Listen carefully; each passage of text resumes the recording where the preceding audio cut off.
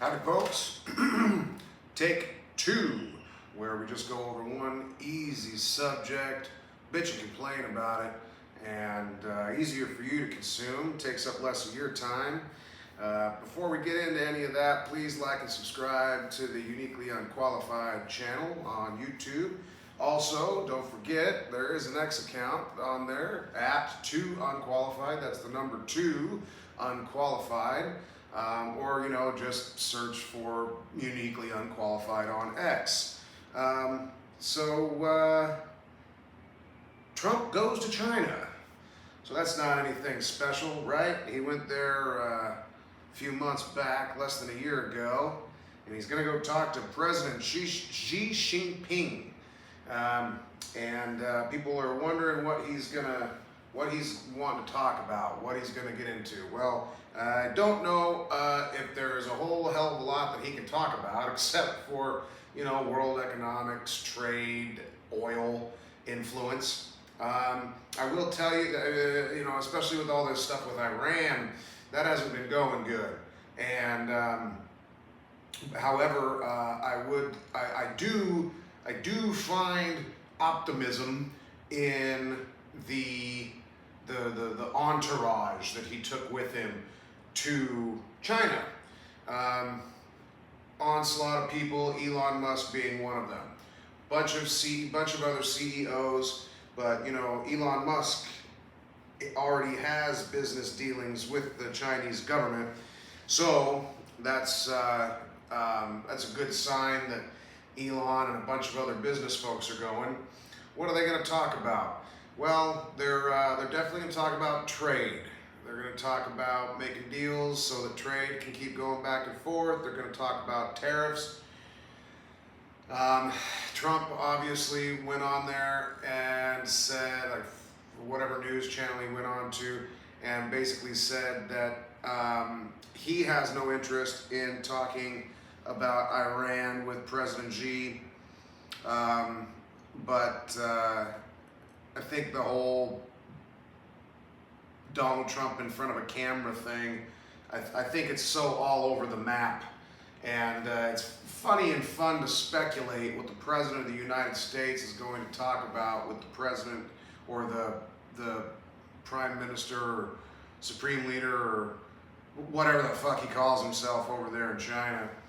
But the thing that's encouraging to me with this whole entourage is that clearly it's going to be primarily economy-based discussions.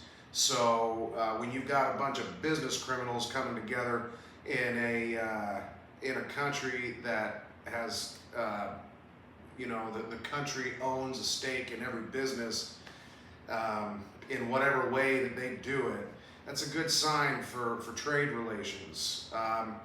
And potentially oil, if anything else, if instability in the Strait of Hormuz continues, China can bitch and complain about that all day up and down the street, but what it also does is it opens up the ability for China to just get its crude from the U.S. and Central America. So that's good too. However, we would all like to see this thing in Iran just kind of stop. I think that will be brought up, the Iran thing, but the only thing that can be done on China's end at this point, there's only so many things that each player or affected country can do with this Iran thing. America, at this point, you've got one of two options: full-on ground invasion, intel gathering, actioning on targets, or leave. And then there's Russia and China. Well, they're trade partners with Iran. They're not ideological partners with Iran. don't forget that China was under a lot of scrutiny for their whole Uyghur Muslim population. They were like sterilizing them, killing them, putting them in camps. Nobody heard shit about that one. I mean, you heard about it if you paid attention, but nobody cared. Nobody cared. But the point is that they're Muslims. And if you want to talk about a peaceful group of Muslims, it'd be the Chinese Uyghurs. The thing about the Chinese isolating that group of people is because Islam, like all religions have a bad side, but Islam is really the only one going out there making news headlines for, Allah Akbar before a fucking bomb goes off. So, China is, I'm not for subjugating a group of people based on race, religion, or anything like that. However, China doesn't want those fucking radicalized problems in their country, and so they go after those Uyghur Muslims. And so it's important to understand that when you're talking about trade relations between China and Iran, that's where it begins and stops, methinks, because the Chinese aren't sympathetic to that kind of ideology. And so Iran isn't going to sit there and look to China and say, oh, help me please. China says, okay, we'll give you weapons. Donald Trump says, you give them weapons, we got a big fucking problem. And, and by the way, we're already fucking with something like 40% of your oil that comes out of the Strait of Hormuz. So it would behoove China to just kind of stay the fuck out of it, actually. I think the only player that could really do anything or discuss anything about the Iranian conflict in regards to the U.S. and Israel, I think the only player that can step in and do anything, it would be Russia, would be Putin, for whatever reason. But again, he, those, like, Iran doesn't really have a lot of friends, like allies necessarily.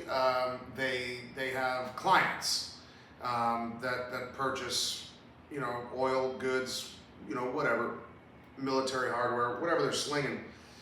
But as far as, another country like Russia with U.S. sanctions on them trying to fight a battle outside of the one that they're fighting now, I don't see that happening.